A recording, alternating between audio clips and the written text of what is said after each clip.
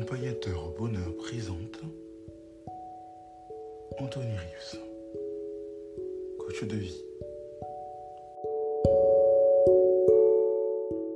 Avez-vous l'impression d'être un imposteur? Accompagnateur Bonheur aujourd'hui vous accompagne pour vous aider à enlever ce masque qui vous pourrit la vie. Vous avez les compétences, les capacités pour réussir dans tel ou tel domaine, professionnel ou dans la vie de tous les jours. Il faut que vous le montriez. De nombreux coachs, de nombreuses personnes connues, etc., ont révélé qu'au départ, elles avaient l'impression d'être un imposteur alors qu'elles avaient toute la connaissance, comme David Laroche et d'autres, qui l'ont dit, qui l'ont avoué. Et pourtant, c'est en se lançant qu'on se rassure et qu'on gagne en confiance en soi aussi au début, dans différents domaines, dans différentes choses qu'on veut entreprendre.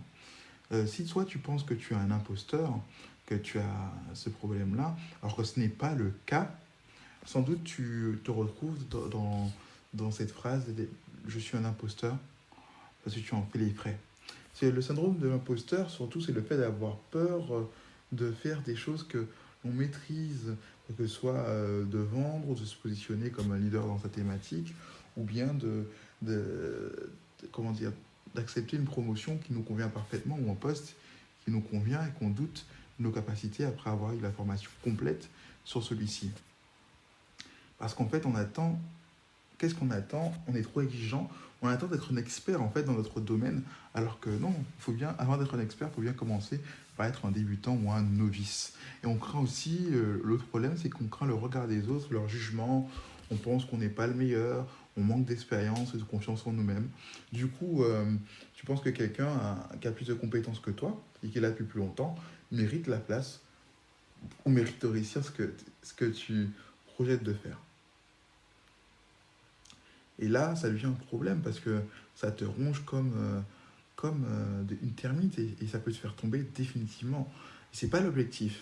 Parce que tu vas hésiter à te lancer, tu vas hésiter à te jeter dans l'arène, tu vas copier ce que font les autres et du coup tu vas perdre ta personnalité, tu vas reprendre peut-être leur façon de faire, inconsciemment ou consciemment. Si tu fais des choses en ligne, tu vas reprendre leurs vidéos, leurs thématiques, leurs titres. Du coup, tu penses que quelqu'un qui a plus de compétences que toi, fait mieux que toi, donc tu limites forcément. Et tu vas tout copier, quoi. Son style vestimentaire, sa manière de s'exprimer, sa stratégie, sa personnalité, mais tout ça, on moins bien. Pourquoi? Parce que ce n'est pas toi. Tu peux juste t'en inspirer. On passe tous par là à un moment donné.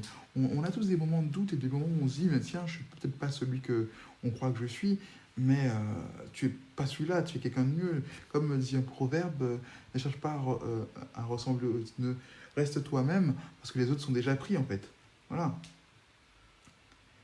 Parce que s'inspirer des experts, de ceux qui sont là depuis longtemps, c'est bien, mais faire comme eux, les imiter, la tête aux pieds, être leur ombre, c'est pas pareil. Ça, il faut rejeter cette façon de penser.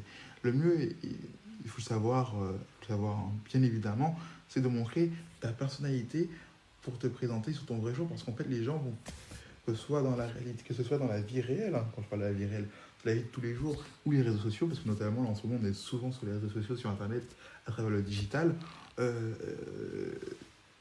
c'est les outils de communication qu'on utilise actuellement qui te permettront de continuer à discuter avec les gens que tu aimes, peut-être si tu produis du contenu sur Internet, avoir plus de visibilité.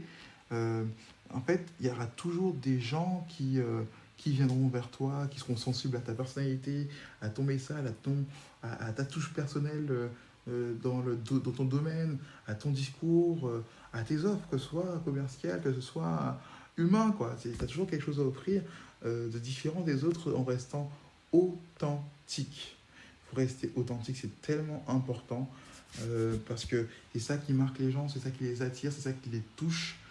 Peu importe tes difficultés d'élocution, peu importe la façon dont tu es habillé, il y a toujours des gens qui seront touchés, qui se retrouveront en toi. Donc, rejette ce masque de l'imposteur, jette-le par terre, brûle-le, parce que c'est pas ça qui définit ta valeur, tes compétences et ton professionnalisme. C'était Anthony Rives, coach pour te servir, accompagnateur bonheur qui cherche, qui vise et qui cherchera le plus longtemps possible ton bonheur.